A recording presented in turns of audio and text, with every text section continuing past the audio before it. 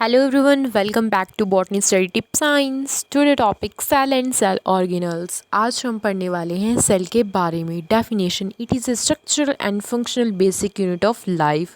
Cell जो है plant, animal, human, इन सब की बॉडी जो है मिल के बनती है सेल से. सेल को सबसे पहले किसने देखा था? रॉबर्ट हुक ने. उसके बाद जो है लिविंग सेल को ल्यूवन हुक ने देखा था. डेड सेल को देखा था रॉबर्ट हुक ने और लिविंग को देखा ल्यूवन हुक ने. अब जर्मन बॉटनिस्ट आए, उन्होंने कहा कि जितने भी प्लांट हैं उनकी बॉडी जो है सेल से मिलके बनती है.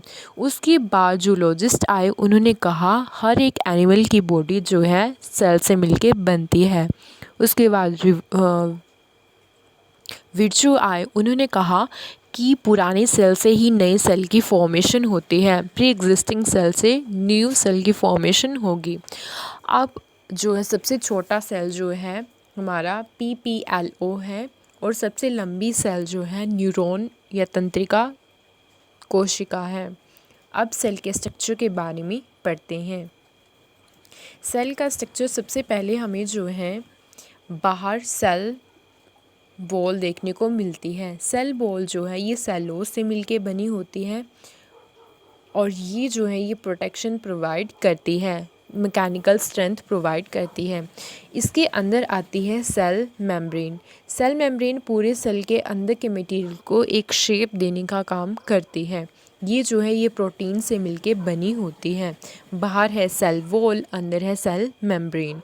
उसके बाद आता है एक फ्लूइड, उसे हम कहते हैं साइटोप्लाज्म. ये लिक्विड द्रव रहता है, यस फ्लूइड रहता है. ये हेल्प करता है चीज़ों को आगे धकेलने में या ट्रांसपोर्ट करने में. उसके बाद आता है न्यूक्लियस, जो सेंटर में प्रेजेंट होता है एनिमल में और प्लांट में ये साइड में प्रेजेंट होगा.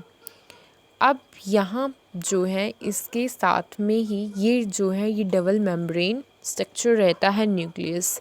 एंडोप्लाज्मिक रेटिकुलम प्रेजेंट होता है. एंडोप्लाज्मिक रेटिकुलम जो है ये दो टाइप के होते हैं, एक रहता है स्मूथ और दूसरा रहता है रफ़.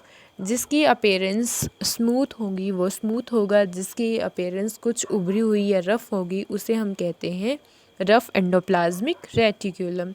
अब यहाँ पे जो है राइबोसोम प्रेजेंट होते हैं. राइबोसोम का क्या, न्यूक्लियस के साथ ही ये प्रेजेंट से कनेक्टर होते होते हुए ये रफ एंडोप्लाज्मिक तक जॉइंटेड रहते हैं. अब राइबोसोम का स्ट्रक्चर जो है कुछ इस तरह से होता है. ये प्रोटीन फॉर्मेशन में हमारा हेल्प करते हैं.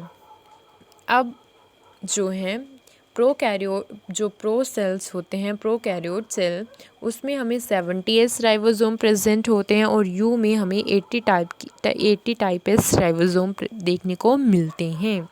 यहाँ तक बात ख़त्म हुई. उसके बाद आता है न्यूक्लियस, एंडोप्लाज्मिक रेटिकुलम और इसके बाद आता है गोल्जी बॉडी. गोल्जी बॉडी जो है मॉडिफिकेशन या सिंथेसिस ऑफ फूड मटेरियल का काम करती है.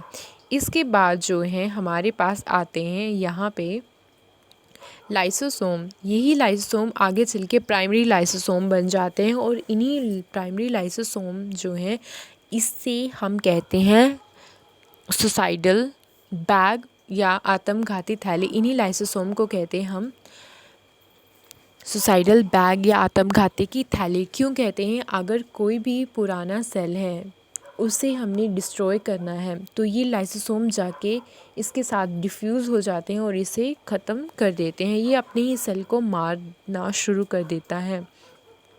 लाइसोसोम के बाद ये जो है आगे कुछ चल के इस तरह से एक वैक्यूल की फॉर्मेशन बना लेते हैं. वैक्यूल जो है हमें प्लांट सेल में देखने को मिलता है और एनिमल सेल में हमें ये परमानेंट प्रेजेंट नहीं होते हैं.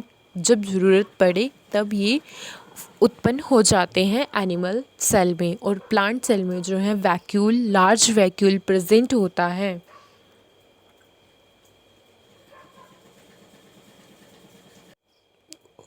और जो माइटोकॉन्ड्रिया रहता है ये डबल मेम्ब्रेन स्ट्रक्चर है. इसे हम कहते हैं power house of the cell, ATP, adenosine triphosphate. Energy currency of the cell, ATP. अब जो प्लांट सेल है उसमें जो है सेल वॉल नहीं, प्लांट सेल में सेल वॉल प्रेजेंट होती है, एनिमल सेल में सेल वॉल प्रेजेंट नहीं होते, इसमें डायरेक्ट सेल मेम्ब्रेन देखने को मिलती है। सेकंड पॉइंट है जो प्रोकैरियोट सेल्स हैं ये पुराने टाइप के होते हैं, ये वेल डेवलप सेल नहीं होते हैं। इसमें जो है हमें 70S राइबोसोम प्रेजेंट होता है और यू में हमें 80 टाइप के राइबोसोम प्रेजेंट होते हैं। राइबोसोम का काम रहता है प्रोटीन सिंथेसिस करना। Thank you.